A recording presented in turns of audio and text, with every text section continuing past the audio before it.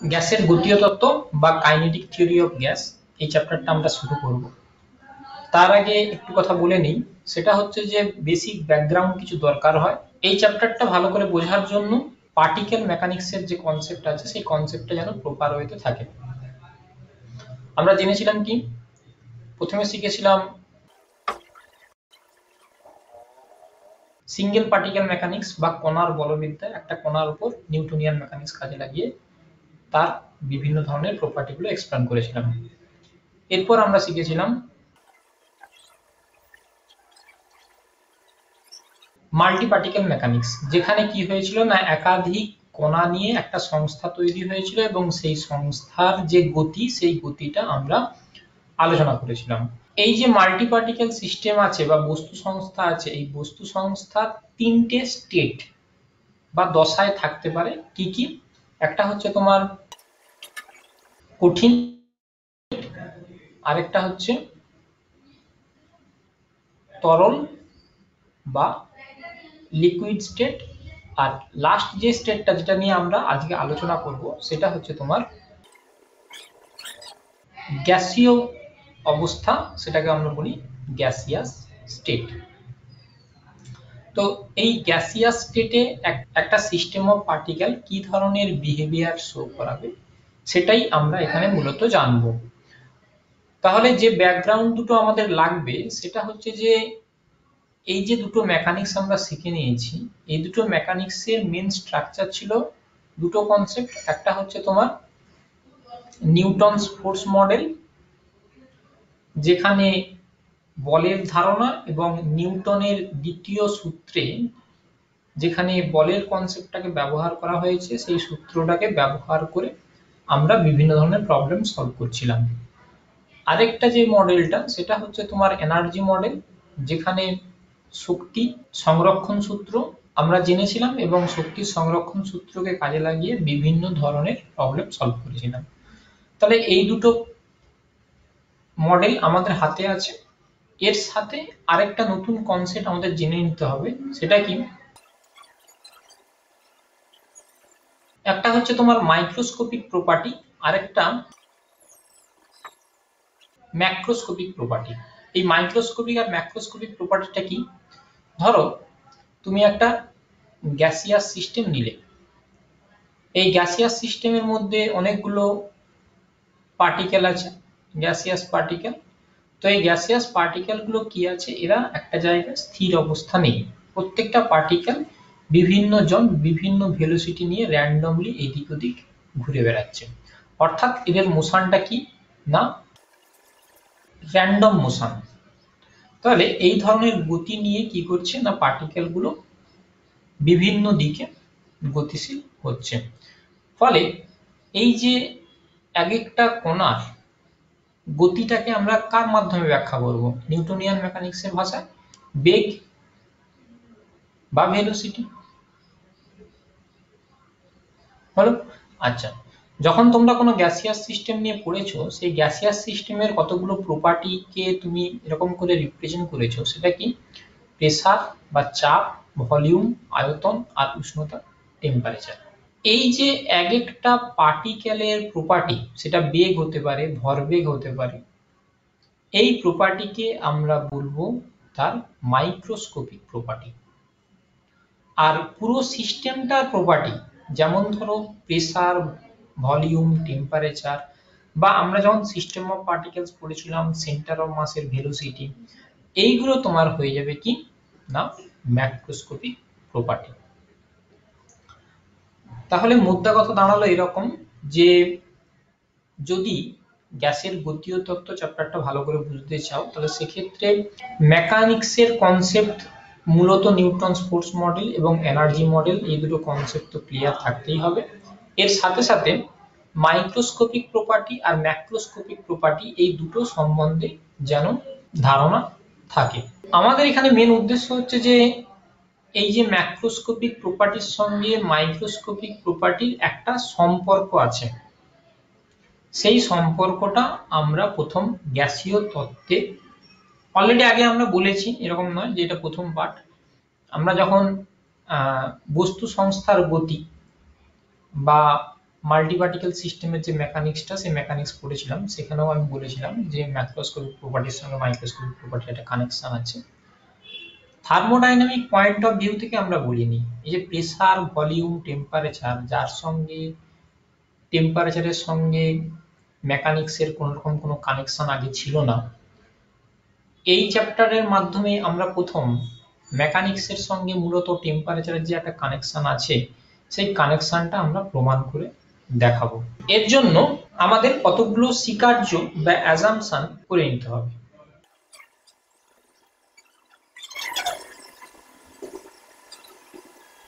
Assumptions of kinetic theory of gas বা গ্যাসের গতীয় তত্ত্বের কতগুলো স্বীকার্য। কেন এই স্বীকার্যগুলো করব? প্রথমত কারণ আমরা এই যে নিউটনের ফোর্স মডেল বা এনার্জি মডেল যে জিনিসটা আমরা শিখে নিয়েছিলাম, সেই কনসেপ্টটা আমরা এই গ্যাসিয়াস সিস্টেমে ডাইরেক্টলি ব্যবহার করতে চাচ্ছি, কিন্তু গ্যাসিয়াস সিস্টেমটা অনেকটাই কমপ্লেক্স।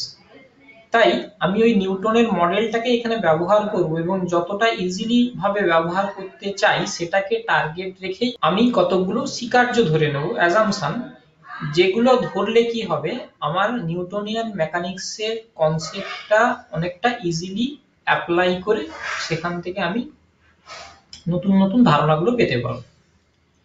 কি কি অ্যাজাম্পশন? ধরো এটা তোমার গ্যাসিয়াস চেম্বার, তো এই চেম্বারের মধ্যে পার্টিকেল গুলো অলরেডি আমরা বলে দিয়েছি যে এরা প্রত্যেকেই বিভিন্নভাবে গতিশীল, বিভিন্ন দিকে গতিশীল।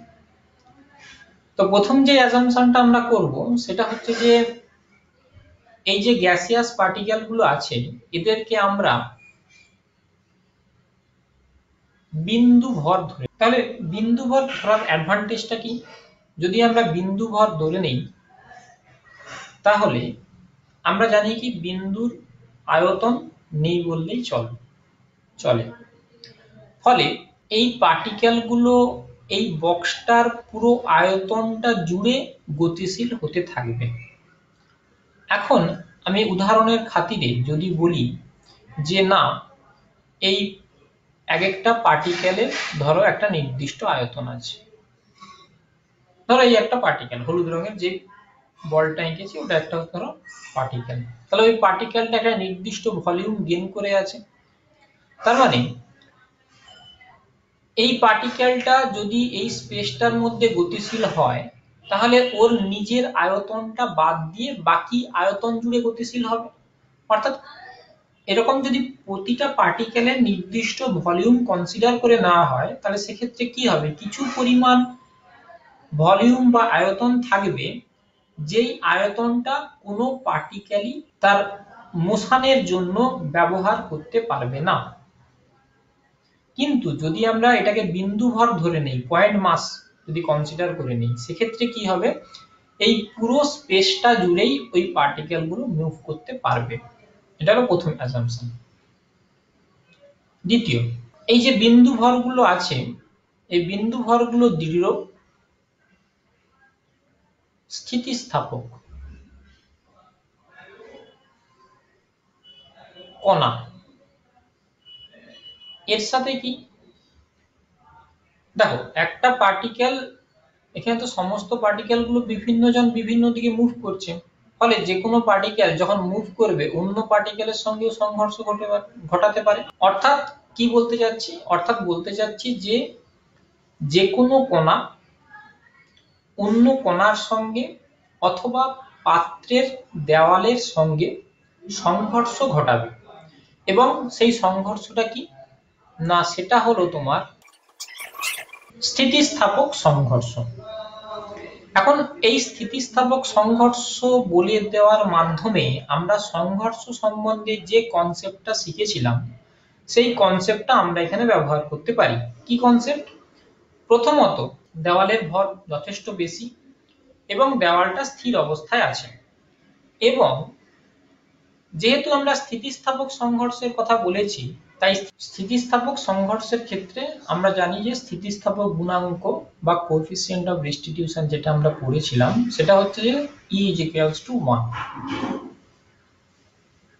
এই দুটো কনসেপ্ট, অর্থাৎ যে দেওয়ালটার সঙ্গে সংঘর্ষ হচ্ছে তার বেগ 0 এবং সংঘর্ষটা স্থিতিস্থাপক সংঘর্ষ, এই দুটো কনসেপ্ট যদি আমরা লাগাই, এবং স্থিতিস্থাপক সংঘর্ষ চ্যাপ্টারটা পড়ার সময় তখন আমি বলেছিলাম, দেখা যাবে যে সংঘর্ষ ঘটার আগে কণাটার বেগ যদি u হয়, সংঘর্ষ ঘটার পর কণাটার বেগ যদি v হয়, এই দুটো কন্ডিশন স্যাটিসফাই করার জন্য যেটা দেখা যায় u - v।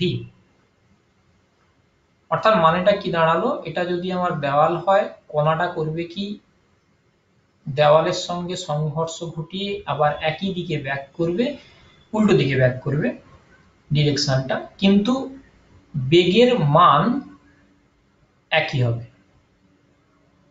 একই মান নিয়ে উল্টো দিকে ব্যাক করবে। এটা স্থিতিস্থাপক সংঘর্ষ ধরে নেওয়ার একটা অ্যাডভান্টেজ।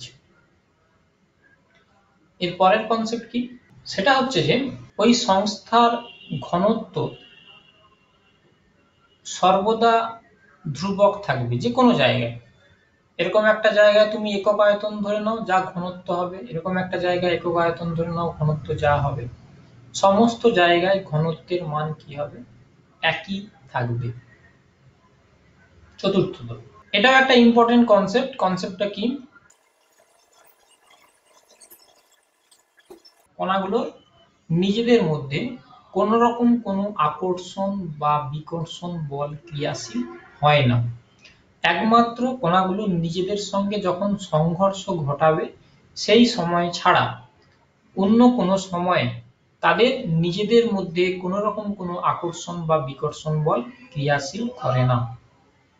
তো এই কনসেপ্টের মাধ্যমে কি বোঝানো হচ্ছে, সেটা হচ্ছে যে আমরা কোনো সংস্থার স্থিতিশক্তির কখন ধারণা এনেছিলাম, কখন বলবো যে ওই সংস্থার মধ্যে একটা স্থিতিশক্তি সঞ্চিত আছে, সেটা হলো যে প্রথম কন্ডিশন ছিল সংস্থার মধ্যে একাধিক সাবসিস্টেম বা কণা থাকতে হবে, আর দ্বিতীয় কনসেপ্ট বলেছিলাম যে কণাগুলোর মধ্যে যে আকর্ষণ বল বা বিকর্ষণ বল থাকবে সেটা সংরক্ষী প্রকৃতির হতে হবে, অভ্যন্তরীণ বল তো অবশ্যই। এরকম কন্ডিশন যদি স্যাটিসফাই করে তখন আমরা স্থিতিশক্তির ধারণা আনবো বলেছিলাম। কিন্তু এখানে অলরেডি প্রথমেই বলে দিচ্ছি যে আকর্ষণ বা বিকর্ষণ বল তাদের মধ্যে কোনো রকম কোনো নেই। অর্থাৎ কি হচ্ছে, ওই যে সংস্থাটা আমরা ধরে নিয়েছি, ওই সংস্থার স্থিতিশক্তি শূন্য, কোন রকম কোন স্থিতিশক্তি সংস্থাটার মধ্যে নেই। তাহলে ওই সংস্থার মোট শক্তিটা কি, ওই সংস্থার মোট শক্তি যেটা থাকবে সেটা হচ্ছে তোমার গতি শক্তি। পরের কনসেপ্ট, পরের কনসেপ্ট কি, দেখো যখন একটা কণা একটা নির্দিষ্ট দিকে গতিশীল হবে, এখানে ধরো কোনো একটা কণা আছে তার সঙ্গে সংঘর্ষ ঘটাবে, এখানে কণা আছে তার সঙ্গে সংঘর্ষ ঘটাবে, আবার এখানে সংঘর্ষ ঘটাবে, অর্থাৎ কি দাঁড়াচ্ছে দেখো, এখানে একটা সংঘর্ষ, তারপর এখানে একটা সংঘর্ষ, পরপর দুটো সংঘর্ষের মাঝখানে একটা কণা একটা নির্দিষ্ট পথ যায়, সেই পথটাকে আমরা কি বলবো, মুক্ত পথ বা ফ্রি পাথ। এখন দেখো এই কণাটা এখান থেকে এখানে গেল, সেই দূরত্বটা s1, তারপর এখান থেকে এখানে যখন গেল, এখান থেকে এখানে, তখন সেই দূরত্বটা s2। তাহলে প্রতিটা সংঘর্ষ, যেরকম যে পরপর বিভিন্ন যে সংঘর্ষগুলো ঘটছে, সংঘর্ষের মাঝের পথ কিন্তু একটা নির্দিষ্ট ফিক্সড নয়, আলাদা আলাদা। আর আমি কি বলেছিলাম, যে যখনই কোনো ফিজিক্যাল কোয়ান্টিটি আলাদা আলাদা ভ্যালু নিয়ে যাবে তখন একটা নতুন কনসেপ্ট আনবো বলেছিলাম, সেটা কি না, গড়। তাহলে পরপর দুটো সংঘর্ষের মাঝখানে একটা কণা গড়ে যে পথ যাবে সেই পথটাকে আমরা বলবো গড় মুক্ত পথ, অ্যাভারেজ ফ্রি পাথ। ক্লিয়ার? তাহলে এই সমস্ত প্রপার্টি গুলো যে গ্যাসিয়াস সিস্টেম মেনে চলবে সেই গ্যাসিয়াস সিস্টেমকে আমরা বলবো কি, আদর্শ গ্যাস বা আইডিয়াল গ্যাস। তাহলে আইডিয়াল গ্যাস আমরা আগে যে ডেফিনেশনটা শিখেছিলাম, আমরা বলেছিলাম যে যে gas PV is equals two nRT সমীকরণটা মেনে চলবে তাদের আমরা বলি আদর্শ গ্যাস। এখন আমরা আদর্শ গ্যাসের নতুন ভাবে ডিফাইন করব, এবং এই চ্যাপ্টারটা শুরুতেই আমরা যে সমস্ত প্রপার্টি গুলো শিখে নিয়েছিলাম, যে সমস্ত প্রপার্টি বলতে এই যে বয়েলের সূত্র, চার্লসের সূত্র, এই সমস্ত প্রপার্টি গুলো কিছুক্ষণের জন্য আমরা ভুলে যাব। আমরা এই সমস্ত ইকুয়েশন গুলোকে আমরা ডিরাইভ করব, এই যে নতুন একটা যে ইকুয়েশন পাবো। তো কিছুক্ষণের জন্য তুমি মাথা থেকে আউট করে দাও যে এই সমস্ত সূত্রগুলো তুমি জানো।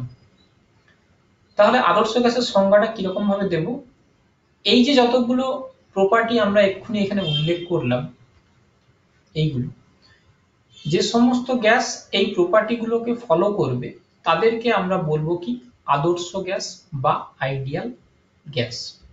এরপরে কতগুলো বেসিক ডেফিনেশন আমরা শিখে নেই, যেটা আমার পরবর্তীকালে প্রচুর লাগবে। সেগুলো হলো কতগুলো নতুন ধরনের বেগের ডেফিনেশন আমরা শিখবো, সেই ডেফিনেশন গুলো আমরা পরে ইউটিলাইজ করব। কি কি? প্রথম হচ্ছে যে গড় বেগ।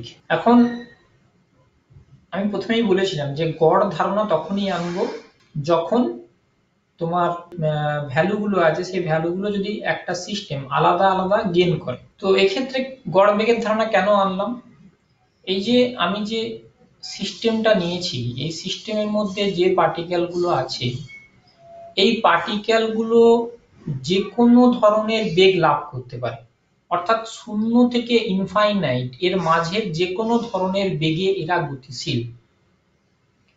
এবং এরকম এরকম নয় যে প্রত্যেকেই একই বেগ নিয়ে গতিশীল, বিভিন্ন জন বিভিন্ন বেগের নিয়ে গতিশীল। ঠিক, তাহলে বেগের পরিমাণটা লক্ষ্য করো, বেগটা হচ্ছে যে তোমার পরিবর্তনশীল রাশি। তার মানে আমি এখানে গড় বেগের ধারণা আনতে পারি।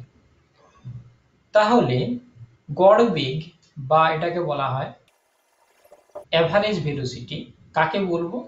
ধরো ওই সিস্টেমটার মধ্যে n সংখ্যক পার্টিকেল আছে, তাহলে প্রথম কণাটার বেগ v1, দ্বিতীয় কণাটার v2, এইরকম করে n সংখ্যক n তম কণার যে বেগ আছে সেই বেগটাকে তুমি যোগ করে দাও, যোগ করে তাকে কণা সংখ্যা দিয়ে ভাগ করে দাও, যেটা পাবে সেটাকে আমরা বলবো তার গড় বেগ। দ্বিতীয় কনসেপ্ট সেটা হলো তোমার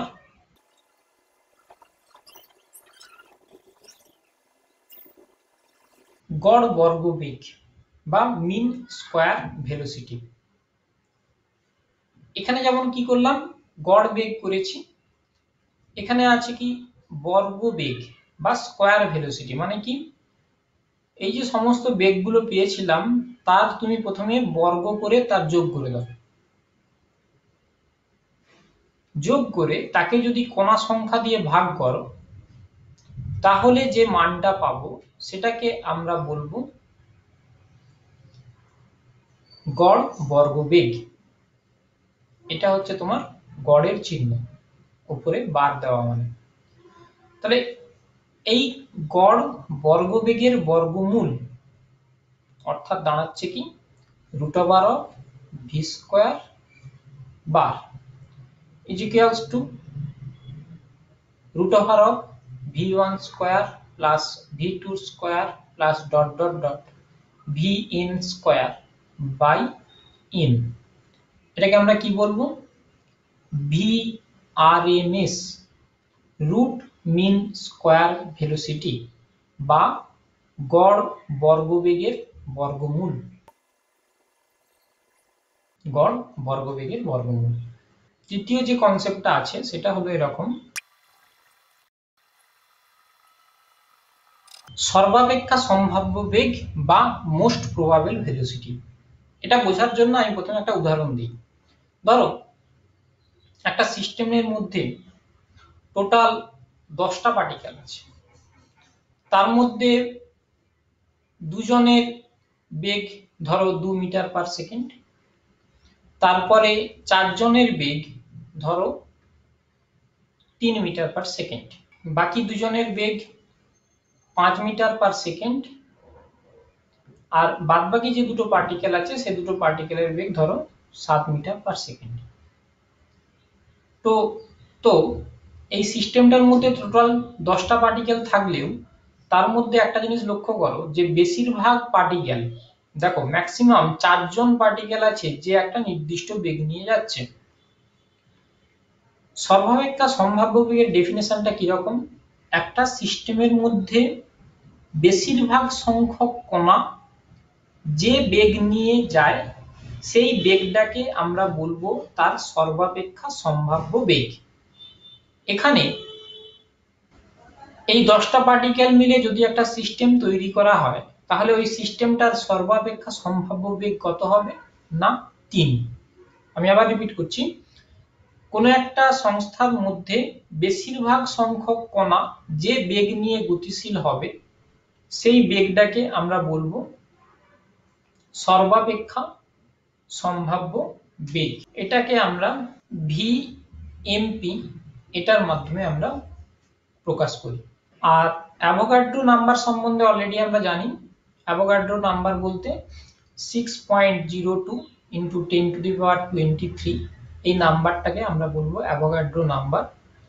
আর এক মোল একটা নির্দিষ্ট পরিমাণ, এই নির্দিষ্ট পরিমাণের যে ভর হবে সেটাকে আমরা এরকম করে বলি যে 1 মোলার মাস বা মোলার ওজনও আমরা বলি, সেটাকে ক্যাপিটাল এম দ্বারা প্রকাশ করি। এবং ক্যাপিটাল এম হচ্ছে যে এই যে অ্যাভোগাড্রো নাম্বার আছে বা অ্যাভোগাড্রো সংখ্যা আছে যেটাকে আমরা এন এ দ্বারা প্রকাশ করি, এ ফর অ্যাভোগাড্রো। তো এই যে কণার এতগুলো যে কণা আছে সেই কণার যে ভর হবে সেই ভরটাকে আমরা বলবো 1 মোলার মাস। বুঝা গেল? তাহলে এটাকে যদি ম্যাথমেটিক্যালি প্রকাশ করি সেটা কিরকম হবে? m into N A. তাহলে এটা হলো 1 মোল পরিমাণ পদার্থের ভর। এরপরে আমরা যা কিছু এখানে অ্যাজাম্পশন গুলো ধরে নিয়েছি আর আমাদের যে নিউটনস ফোর্স মডেল সম্বন্ধে যা কিছু শিখেছি সেই কনসেপ্টটাকে আমরা কাজে লাগিয়ে চাপের রাশিমালা কিভাবে নির্ণয় করা যায় সেটা আমরা লক্ষ্য করব। তাহলে আমাদের এরপরের টার্গেট হচ্ছে আদর্শ গ্যাসের চাপ নির্ণয় করা। এটার জন্য আমরা কি করব? প্রথমে একটা এই চেম্বারটার মধ্যে একটা কেবলমাত্র গ্যাসিয়াস পার্টিকেল আছে, একটা। প্রথমে একটা নিয়ে কাজ করি, তারপর n সংখ্যক নিয়ে কাজ করব। তো ওই যে একটা গ্যাসিয়াস পার্টিকেল আছে, ওই গ্যাসিয়াস পার্টিকেলটার যে ভেলোসিটি বা বেগ সেটাকে আমরা এরকম করে লিখতে পারি v is equals to vx I cap plus vy j cap plus vz k cap। এদিক বরাবর একক ভেক্টরকে i cap, এদিক বরাবর একক ভেক্টরকে j cap, আর এদিক বরাবর একক ভেক্টরকে আমি k cap দ্বারা প্রকাশ করছি। এখন এই কণাটা যদি এই দিক বরাবর গতিশীল হয় এবং এ দেওয়ালটাতে গিয়ে ধাক্কা মারে তাহলে ওটার এক্স অক্ষ বরাবর ভরবেগের পরিবর্তন কতটা হবে? প্রথমত দেওয়ালের সঙ্গে সংঘর্ষ ঘটার আগে ওই কণাটার ভরবেগ আমি ধরে নিচ্ছি এক্স অক্ষ বরাবর সেটা ছিল m ইন্টু vx, কারণ এক্স অক্ষ বরাবর ওটার বেগের উপাংশ কত? না vx। এটা হলো তার প্রাথমিক বেগ। এখন আমরা কিছুক্ষণ আগে অঙ্গীকারে কি ধরেছিলাম? যে স্থিতিস্থাপক সংঘর্ষ, অর্থাৎ অন্তিম বেগের মানও একই হবে কিন্তু অভিমুখ কি হবে? উল্টো দিকে হয়ে যাবে। অর্থাৎ অন্তিম বেগ তাহলে দাঁড়াবে কি? m ইন্টু vx, কিন্তু অভিমুখ উল্টো দিকে। তাহলে ভরবেগের পরিবর্তন এক্স অক্ষ বরাবর কতটা হলো?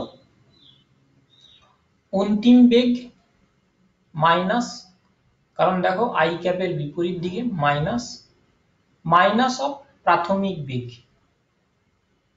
অর্থাৎ কত দাঁড়াচ্ছে -2m_vx। আমাদের উদ্দেশ্যটা কি, আমরা এখানে বের করতে চাচ্ছি চাপ p। তাহলে চাপ সমান কি জানি, বল বাই ক্ষেত্রফল। তাহলে আমাদের প্রথমে বলের পরিমাণ কত সেটা বের করতে হবে। এখন নিউটনের সূত্র কি বলেছে, বল সমান ভরবেগের পরিবর্তনের হার। তাহলে আমাকে প্রথমে ভরবেগের পরিবর্তনের হারটা বের করতে হবে। ভরবেগের পরিবর্তন x অক্ষ বরাবর কতটা হবে সেটা আমরা বের করে নিয়েছি। এখন প্রশ্ন হচ্ছে যে সময়ের অন্তরাল কতটা সেটা আমাদের বের করতে হবে।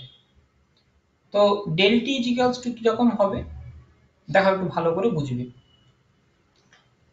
এই যে দেওয়াল আছে, এই দেওয়ালের নাম লিখছি বি। বি দেওয়ালে সংঘর্ষ ঘটার পর থেকে, আমি আবার রিপিট করছি, বি দেওয়ালে সংঘর্ষ ঘটার পর থেকে আমি আমার স্টপওয়াচ চালু করলাম।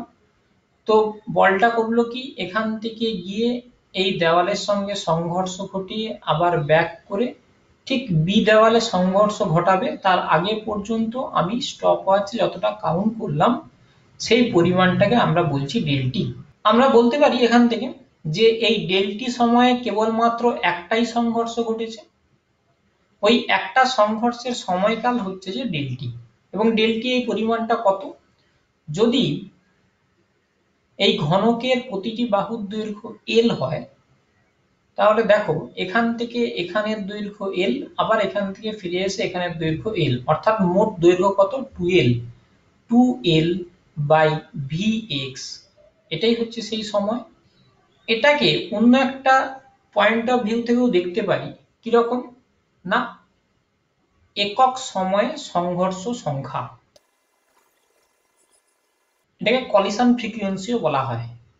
কি না, n is equals to 1/Δt।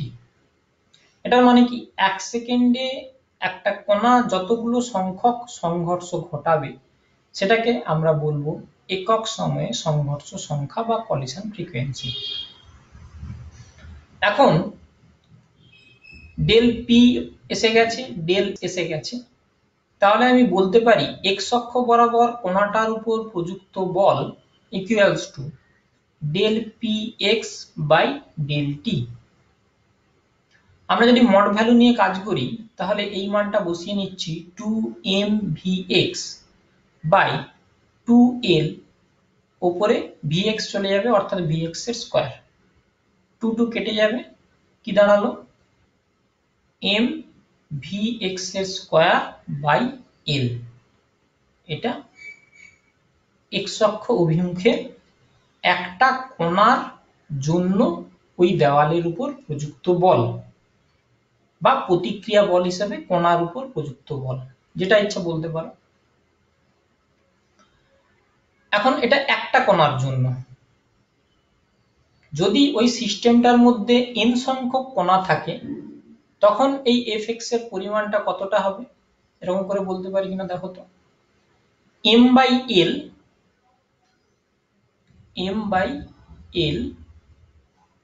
vx1 এর স্কয়ার, অর্থাৎ প্রথম কণাটার x অক্ষ বরাবর উপাংশ vx1, সিমিলারলি দ্বিতীয় কণাটার x অক্ষ বরাবর উপাংশ vx2 এটার square plus dot dot dot n তম কণার ক্ষেত্রে vnx এর স্কয়ার। এরপরে একটা জিনিস লক্ষ্য করো, আমরা গড় বর্গবেগের সংজ্ঞা কিছুক্ষণ আগে শিখেছিলাম। কি শিখেছিলাম, গড় বর্গবেগের পরিমাণ ইজ ইকুয়ালস টু বেগের বর্গের যোগফলের গড়। অন্য ভাষায় বলতে পারি vx1 এর স্কয়ার প্লাস vx2 এর square plus dot dot dot vxn, এটাকে xn বলি,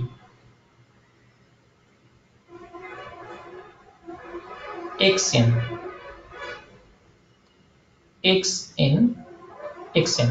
এর square is equals two N into V X এর স্কোয়ার এর অ্যাভারেজ।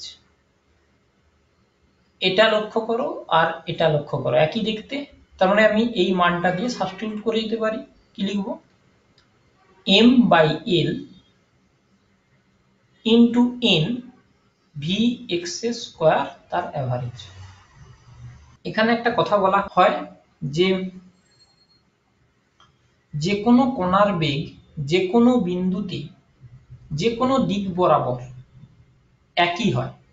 অর্থাৎ আমি যেটা বলতে চাচ্ছি, যে কোনো একটা কণার বেগের এক্স উপাংশ যদি ভি এক্স হয় এবং ওয়াই উপাংশ ভি ওয়াই, জেড উপাংশ ভি জেড যদি হয়, তাহলে তারা পরস্পর সমান হবে এবং বেগের মানও যদি ভি হয় তাহলে সেই মানটা সমান হবে। এটা আমরা অ্যাজাম্পশনের মধ্যেই ধরে নিয়েছি যে যে কোনো বিন্দুতে যে কোনো দিক বরাবর বেগের মান একই হবে, কারণ তার মোশন হচ্ছে র্যান্ডম মোশন। এখন এখান থেকে একটা কথা বলতে পারি কিনা লক্ষ্য করো, সেটা হচ্ছে যে ভি স্কোয়ার সম্বন্ধে আমরা একটা কনসেপ্ট জানি। সেই কনসেপ্টটা কি? V square is equals to v x square plus v y square plus v z square. অর্থাৎ v x is equals to v y is equals to v z যদি হয়, তাহলে সবগুলোকে আমরা ভি এক্স দিয়ে যদি সাবস্টিটিউট করি, কি দাঁড়াচ্ছে? 3 V x square is equals to V square. হয়েছে? এবার এটার যদি আমরা অ্যাভারেজ নেই, তার মানে আমার ইকুয়েশনটা দাঁড়াবে এরকম।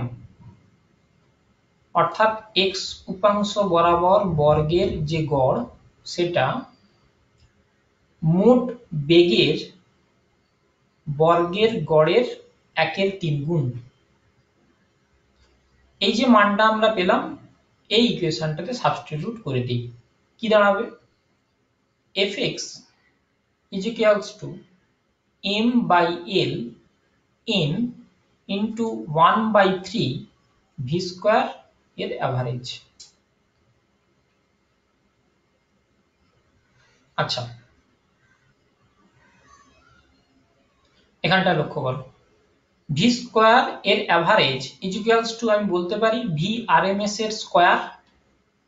ভি স্কোয়ার এর average is equals to v RMS এর স্কোয়ার। তো সেই মানটা আমি ওখানে বসিয়ে দিই। এই যে ভি স্কোয়ার এর average equals to m by l in 1/3 v RMS এর square is equals to F x. কি বলেছিলাম? আমাদের উদ্দেশ্য হচ্ছে প্রেসার বের করা। প্রেসার বের করার জন্য আমাকে ফোর্স বের করতে হবে। ফোর্সের মান পেয়ে গেছি। এখন আমাকে কি বের করতে হবে? ক্ষেত্রফল। এই যে দেওয়ালটা, যে দেওয়ালটাতে ধাক্কা মারছে, সেই দেওয়ালের ক্ষেত্রফল কত? দৈর্ঘ্য ইন্টু প্রস্থ মানে এল স্কোয়ার। তাহলে ওই দিক বরাবর প্রেসার হবে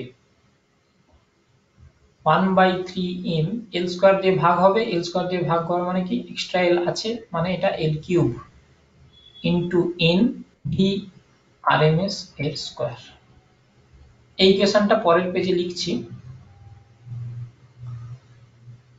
px is equals to 1/3 m n by l cube. l cube মানে ওই পুরো গ্যাসিয়াস সিস্টেমটার আয়তন, মানে v ইন্টু ভি আরএমএস এর স্কোয়ার। আরেকটা আমরা জানি যে যে কোনো ফ্লুইড সিস্টেমের ক্ষেত্রে, সেটা তোমার লিকুইড হতে পারে বা গ্যাসিয়াস সিস্টেম হতে পারে, যে কোনো ফ্লুইড সিস্টেমের ক্ষেত্রে যে কোনো বিন্দুতে চাপের এক্স অক্ষ বরাবর উপাংশ, ওয়াই অক্ষ বরাবর উপাংশ বা জেড অক্ষ বরাবর উপাংশ যাই হোক না কেন, সেটা চাপের মানের সঙ্গে সমান হয়। তার মানে আমি px এর জায়গায় কি লিখতে পারি? p is equals to 1/3 m n by v v rms এর স্কয়ার। এটা হলো আদর্শ গ্যাসের চাপের সমীকরণ। এখন আমরা এই যে ম্যাক্রোস্কোপিক আর মাইক্রোস্কোপিক কথাটা বলেছিলাম, দেখা যাক সেই কনসেপ্টটা আমরা এখানে কিছু ব্যবহার করে নতুন কোনো ইনফরমেশন বের করতে পারি কিনা।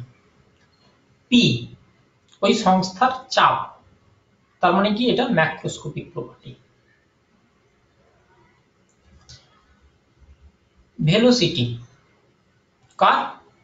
কণার। তার মানে এটা মাইক্রোস্কোপিক প্রপার্টি। তাহলে এই সমীকরণটা ম্যাক্রোস্কোপিক প্রপার্টির সঙ্গে মাইক্রোস্কোপিক প্রপার্টির একটা কানেকশন তৈরি করছে। Very very very important equation. আর কি, গ্যাসের গতীয় তত্ত্ব সম্বন্ধে আমরা একটা সমীকরণ জানি, সেই সমীকরণটা কি, ভি আরএমএস এর স্কয়ার ইজ প্রপোর্শনাল টু টি। এই সমীকরণটা কি ইন্ডিকেট করছে? এবং আমি মনে করি যে গ্যাসের গতীয় তত্ত্বে এই সমীকরণটা খুবই গুরুত্বপূর্ণ একটা সমীকরণ।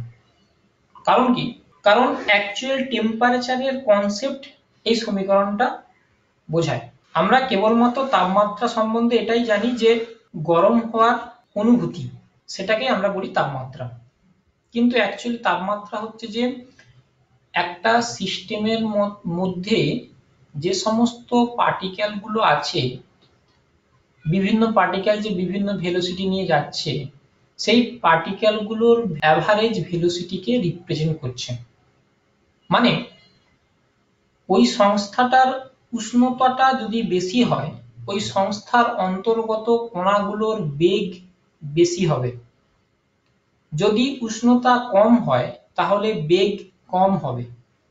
যদি উষ্ণতা কেলভিন স্কেলে 0 হয়, তার মানে কণাগুলোর বেগ 0 হয়ে যাবে, অর্থাৎ কণাগুলো একটা জায়গায় চুপচাপ স্থির অবস্থায় থাকবে।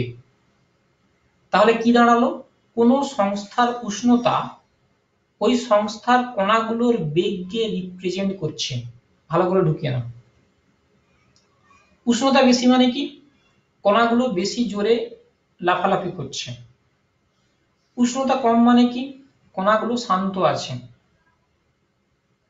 দেখো, উষ্ণতা যেটা থার্মোডাইনামিক প্রপার্টি, এতদিন পর্যন্ত তার সঙ্গে মেকানিক্সের কোন রকম কোনো কানেকশন ছিল না।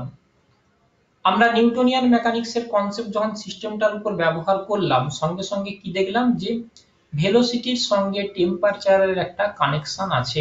হলো, এখন এই ইকুয়েশনটাকে আরো বিভিন্ন ভাবে প্রকাশ করা যায়। কি রকম, এমটা হচ্ছে যে স্মল এম, যেটা এটা হচ্ছে একটা কণার ভর, ক্যাপিটাল এন কণা সংখ্যা। তার মানে আমি বলতে পারি তার মোট ভর M total is equals to small M into N. তার মানে আমি এটাকে রিপ্রেজেন্ট করছি P is equals to 1/3 m total by V RMS এর স্কয়ার। আর এটা গুছিয়ে নেই, 1/3 ভর বাই আয়তন, এটা কি বলা হয়, রো। 1/3 রো VRMS এর স্কয়ার। এই সমীকরণটাও মনে রাখতে হবে। এই হলো আদর্শ গ্যাসের চাপের সমীকরণ। নিউটনিয়ান মেকানিক্সকে কাজে লাগিয়ে, নিউটনস ফোর্স মডেল কে কাজে লাগিয়ে আমরা করলাম কি না, চাপের সমীকরণ নির্ণয় করলাম।